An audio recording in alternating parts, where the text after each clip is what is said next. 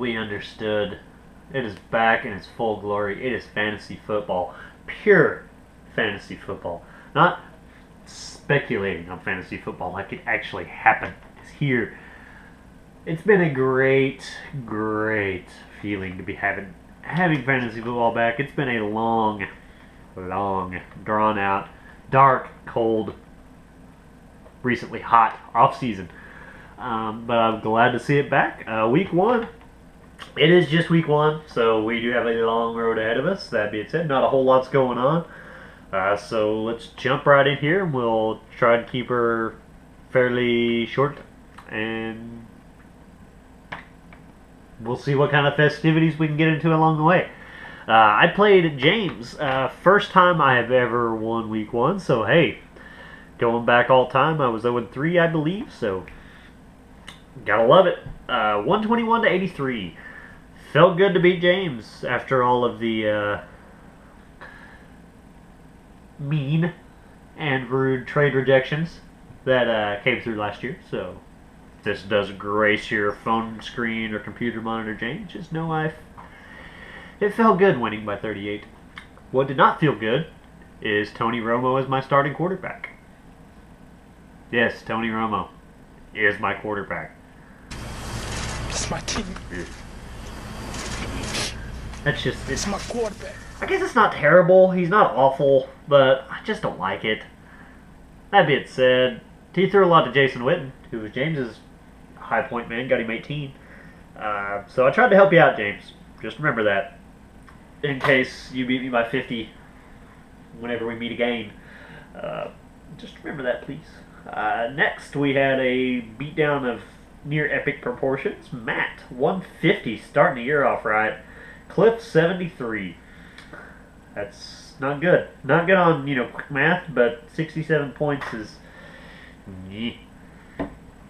So, it's never good, Cliff, whenever Tom Brady and Gronk combine for like 60 points on the first game of the year, and you happen to be playing both of those guys. Not good. But, hey, good news is that is behind you. You can move on. Supposedly. Next we had Joe and Sean. Joe, 64, Sean, 118. Another not very close game. Joe not starting off the way he wanted. Unless he wanted to lose, which fun is had by all. But doubtful. But, hey, Andrew Luck got him 21. His number 1 pick. Tyler Eifert. For the love of God. That kid will never score 22 points again in his life. He's probably a nice guy. A solid tight end. But let's be honest. 22. Calm it down a little bit, Tyler. That being said, I would have kind of liked to saw Sean lose. Not, terribly. I don't want him to like go 0-13, but it's the thought of just now there's a possibility that he could start whatever it was, like 6-0 again. I just don't want that to happen at all. So, love of God, who'd play Matt? For the love of God, Matt, I don't think you ever see these, but if you do, please score 150 again. I would love that. Moving on. Love you, Sean. Not really. Estes, 103, Chop, 48. So Chop picking right back up where he left off. I gotta love it. Carlos Hyde, that Estes picked up whatever round, turned out to be, at least for week 1, a very good pick. Yeah, he looked freaking good. Drew Brees, Chop's high point man of 18. So, Chop, you now know what happens when you start a player that is out with a hamstring injury. Your other receiver injures his hamstring, and your third and best receiver breaks his foot. So, the surprising thing is, that being said, that happened to you, and you scored fewer points than that in a week last year. I believe multiple times. So, let's shoot for the triple digits. See if you can right the ship. Maybe climb out of the cellar that is named the Chop, and turn it into a respectable season. So you got plenty of time to do it. So Let's see what you can come up with. Seth and Ashton. Friggin' tied. I believe it's only the second time we've had a tie, ever. Forgive me if I'm wrong. I know we've had one more, and I believe it was on the first week of 2 years ago. I believe so. Should have looked that up. But, that being said, I have never seen anyone get so lucky in my life. Now, let me say that, referring to Seth, preface or preface, whatever emphasis on whatever syllable that you want. That being, he had some unfortunate events that took place that allowed him to, kind of balanced out in the end, I guess. But it was still just kind of disappointing because I kind of wanted to see, because he had it wrapped up with a bow on top Monday night. All he needed was 20 points, I believe it was 20, from Sam Bradford and Adrian Peterson. Just 20. Either of which, based on the matchups there, were probably capable of doing it themselves, scoring 20. But had Adrian Peterson got 2 fewer yards in rushing or 2 fewer yards in receiving, Ashton would have won.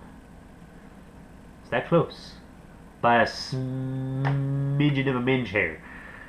Oh well, that's how it goes sometimes. DeAndre Hopkins got Seth 23, and Aaron Rodgers, who I miss dearly, got Ashton 28.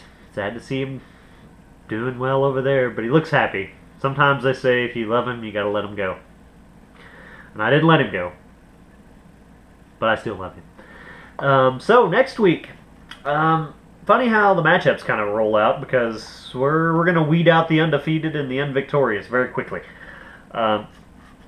Ashton and Chop play, both 0-1, looking for their first win. Same for Joe and Cliff. Estes and James play. Estes starting 1-0, James 0-1. So that is the only matchup of differing records. Yeah, take that. Differing records. Impressive.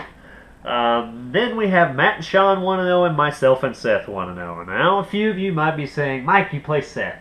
What are you going to do? Well, like I said, I never won week 1.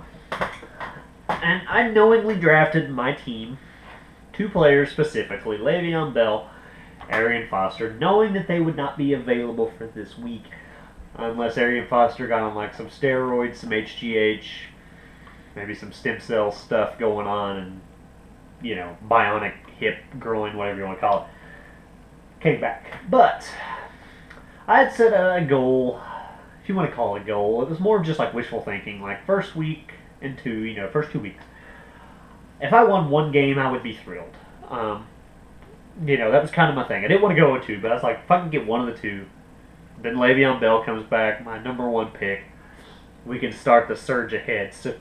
So Moderate Smaug, as I like to refer to my team at the moment, or Dormant Smaug, whichever you want to call it.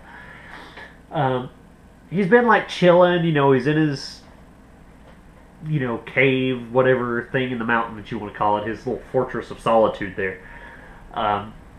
He's been chilling in there with all of his splendor and riches, which at this point has been the draft.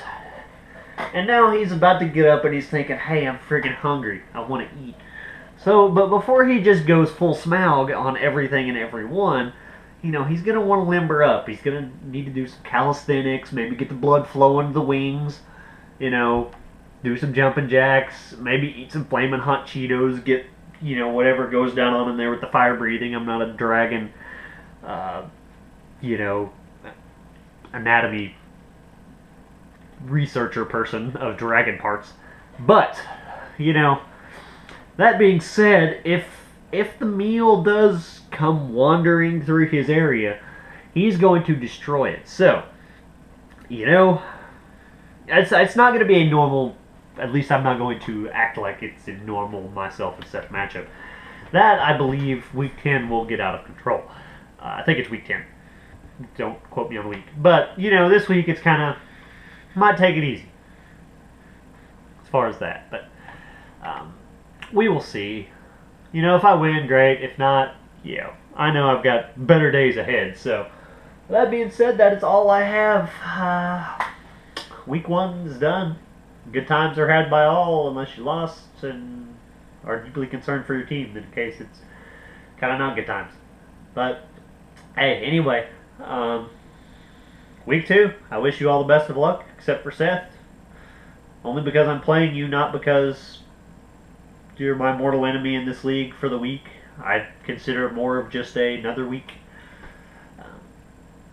But who knows? I may spice it up later in the week. I don't know. We'll see. Depends on how my mood. It might change. You know, if the thrill of victory from week 1 is wore off, then it might get a little hairy or interesting. But other than that, guys, that's all I've got. So week 2, wish you all good luck. So hey, that's all I got. Peace.